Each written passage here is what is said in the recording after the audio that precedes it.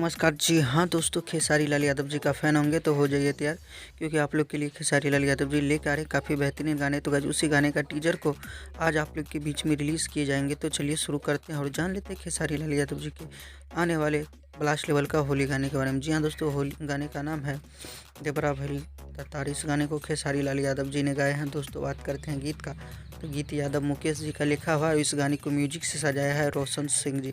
Finally इस गाने को टीजर को आज सुबह में रिलीज़ किए जाएंगे। जी हाँ दोस्तों, 11 बजे तैयार रहिएगा खेसारी लाल यादव का बेहतरीन गाना।